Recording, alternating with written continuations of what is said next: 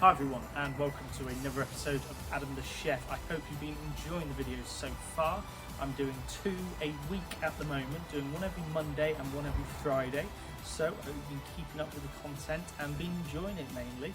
Today I'm doing one of my favourite recipes. It is a Laksa Soup. Now you've got the name there, but no, it's one of my favourites. Absolutely gorgeous. Let me walk you through the ingredients we need for it. So this is it. This is all the ingredients you need to make a lovely Laksa soup. We start with the protein, which is the fish. Lovely king's prawns there, and I got some scallops as well. However, instead of scallops, you can use some squid or some fish. Or if you don't like seafood at all, you can use some chicken. That would be lovely in a Laksa soup. We have our fresh ingredients. We have some spring onions here, chilli, sea sapphire, ginger, lemongrass, massive flavour enhancer, it's gorgeous, garlic and lime, dry ingredients, some sugar, turmeric, tomato puree, some oils, sesame seed oil and vegetable, and some fish sauce. This is another key ingredient for this recipe. And then to make it more soup-like, obviously we have a chicken stock cube, which we'll put in later, and also some fresh coconut milk, rich and creamy and gorgeous. So let's get to it. So to start with, we will go with the garlic, fresh garlic. Simple as, take off. A lot of people, when they use garlic, they can do it in a few ways and a few techniques. Obviously you can grate it down, which is fine. You can chop it thin. I've seen people sort of crush it with some salt on the boards and then start making it into a puree. That's not my favourite technique because you can lose a lot of the garlic flavour into the chopping board. So for me, all I do with garlic is just thinly slice it, not losing hardly any of the natural sort of oils in the garlic, which is what we want to use in the Laksa soup, nice garlic flavour. So all I do is cut like that, put it in a pan, and as simple as that. I'm going to use about 3 to 4 cloves depending on the size. Next we have our ginger. Again, this is a little secret tip that not many people know how to do with ginger. Some people just try to peel it with a knife, which is fine, it does work, but for me, teaspoon, and it goes all around the bumps of the ginger and peels dead easy and quick. Once you've sort of took the skin off the ginger, what you want to do now, what I do is I use a grater or a microplane, which I have here, get the ginger and grate it. And as you'll see as I'm grating it,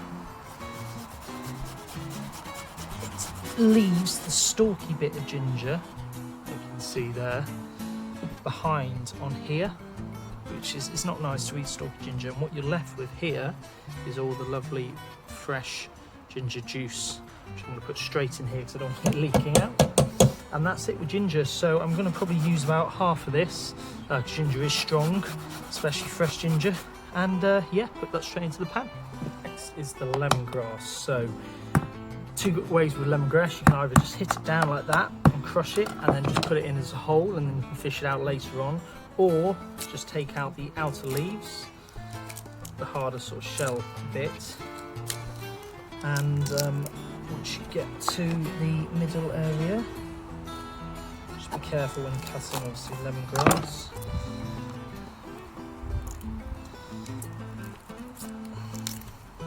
There you go. You can then just thinly slice like so, but make sure there's not any of the hard leaves left. And that's it, like that. And that's lemongrass. 2 ways to do that. And finally, before we start sweating down our veg, we're just going to use some chilli. I just chop the chilli like that, simple, and some spring onion. Cut off the ends, minimal as possible off the ends.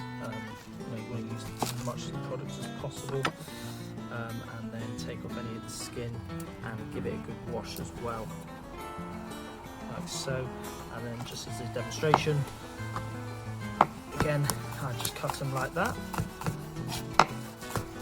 and and then add them to the pan, and then we'll begin to start sweating down the veg. So as you can see, we have all our chopped veg. That's the lemongrass, spring onions. I've only used half the bunch of spring onions, the others I'll use to garnish later. Got some chilli, ginger and garlic, and that will be your lovely, very fragrant base for the Laksa soup. We just add the oil now, so that's sesame seed oil and vegetable oil into the pan like so, and add the turmeric as well. If you've got saffron, add saffron, that's good for colour as well, but turmeric is what I have. Get all that out. And I just begin to sweat that down. So this mix has been sweating down for about 5 minutes and it smells gorgeous. I then want to add the seafood. So I have used head-on prawns as well for more flavour. However, you don't have to use them, you just use normal prawns. And these are still slightly frozen. It will be fine to use, however, it is best to use fresh and unfrozen. Top tip, when unfreezing seafood like this, don't run it under cold water like a lot of people do, because it loses a lot of flavour from the actual seafood itself. Just naturally let it defrost outside the fridge. Seafood is simmering down nicely, so I just add about a tablespoon of tomato puree, and I will add about a teaspoon of sugar at this point as well. Give that a good mix. Just add a squeeze full of lime at this point as well, just half a lime, get that good squeeze into it. Oh, it's smelling gorgeous. Good shake there. Now we will add our chicken stock and coconut milk. Try not to let anything boil as such, just make it simmer nicely. And then we'll leave that for about 15 to 20 minutes to reduce and thicken. As you can see now, that has started to reduce a little bit. And I've just gave it a little taste test, and it is missing something, and this is where the important ingredients for a Laksa soup comes in. It is the fish sauce, the nan pla, if I've said that right. You want to add that in. You also want to add them spring onions, which are left over from earlier. Just chuck them in now. It's my little twist on it. I add some sea sapphire as well. Nice little salty taste to it. I am sorry guys, I have missed out one of the key ingredients for Laksa soup. That is some noodles. Vermicelli noodles are best to use, however I'm using just a slightly thicker type of noodles. Udon noodles as well can be used, a bit more fatter though. So these are in the middle and they should be lovely for this. So I will put them in like so. All I've done now is finish it off with a handful of coriander, and there we have it. Nice, fresh, easy, simple seafood Laksa soup.